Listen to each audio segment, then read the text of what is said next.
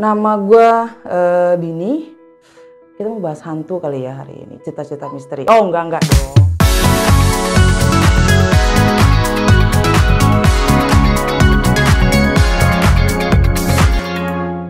Pernah nggak sih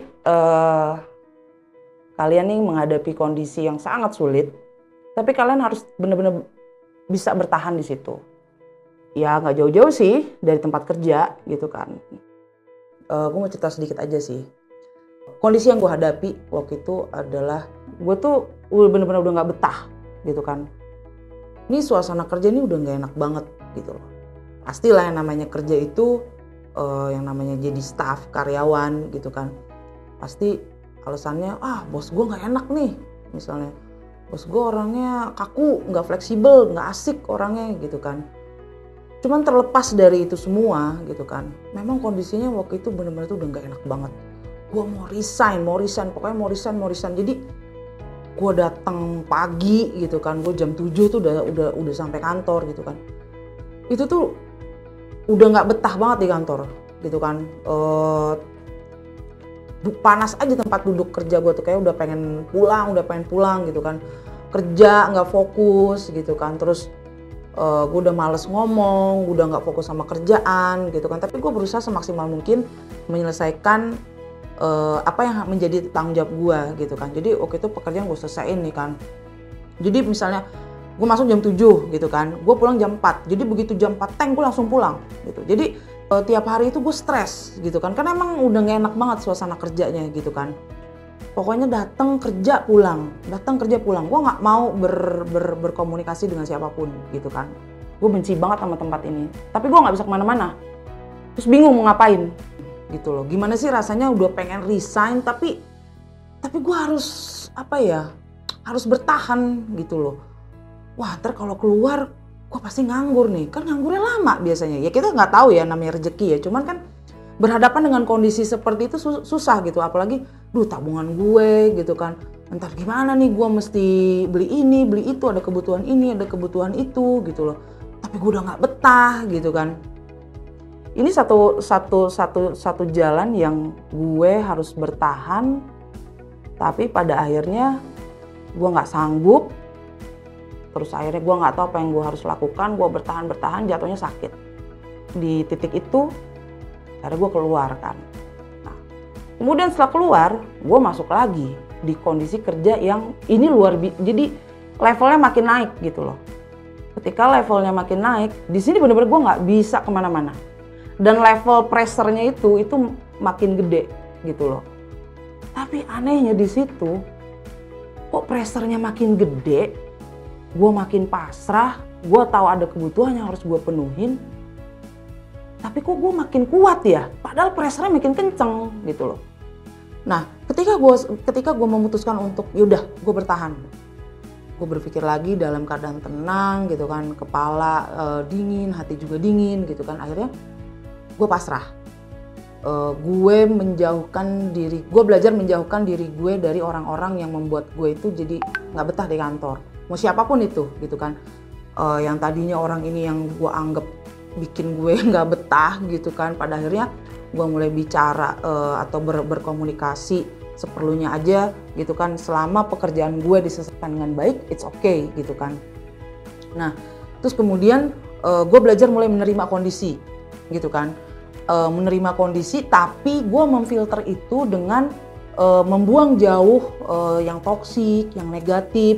Gue mengambil intisarinya adalah pastinya ada hikmahnya. Lu ada di kondisi itu, lu dihadirkan dalam kondisi itu, lu itu dihadirkan itu bukan tanpa maksud.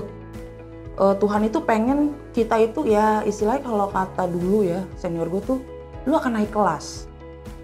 Lu akan naik level yang lebih tinggi dari level yang kemarin, tapi tempaannya akan lebih kenceng gitu loh, akan lebih berat. Jadi lu harus tetap fokus, lu harus tetap punya komitmen bahwa ya udah ini udah part dari pekerjaan lu, ini udah bagian dari, pasti ada segala sesuatu itu ada resikonya.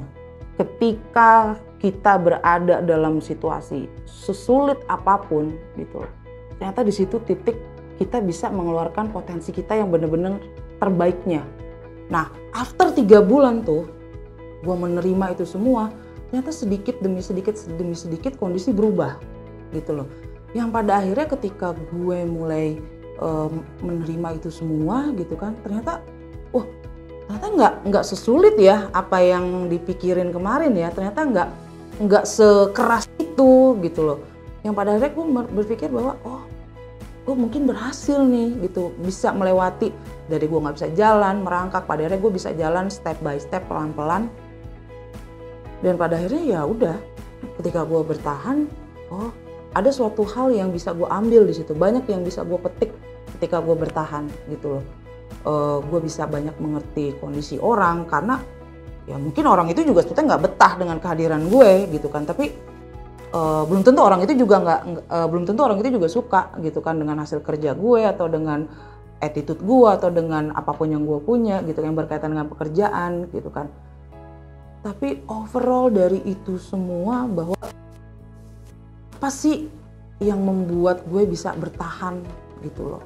Ternyata kembali lagi ke diri kita sendiri.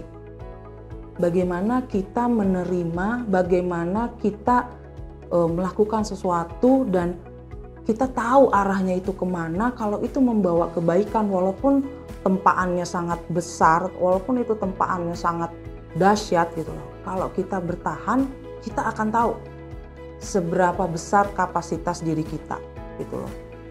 Itu yang akan membuat lo jauh lebih kuat dalam sisi mental, dalam sisi berpikir gitu, dalam sisi making decision, membuat keputusan terutama untuk diri sendiri.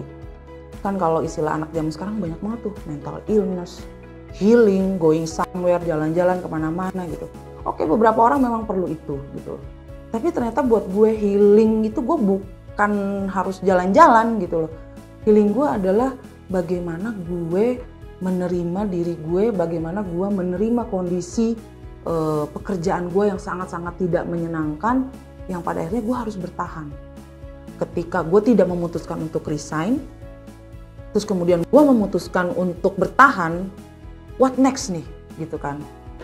Nah what nextnya ini itu kan kita belum tahu gitu loh. Tapi yang pasti nih guys, jangan pernah nyerah gitu kan. Dalam kondisi sesulit apapun, lo harus tetap jadi orang baik.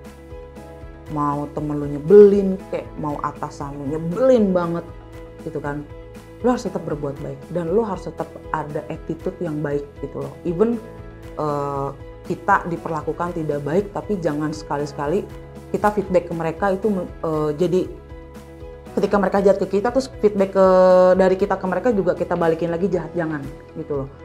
Gua rasa mungkin nggak semua orang bisa berpendapat seperti gue, tapi ya this is my experience gitu loh. Ada beberapa ada kondisi di mana gue ditempatkan kondisi pekerjaan yang memang benar-benar nggak enak banget gitu loh, tapi tidak terkait dengan fee yang gue terima tiap bulan.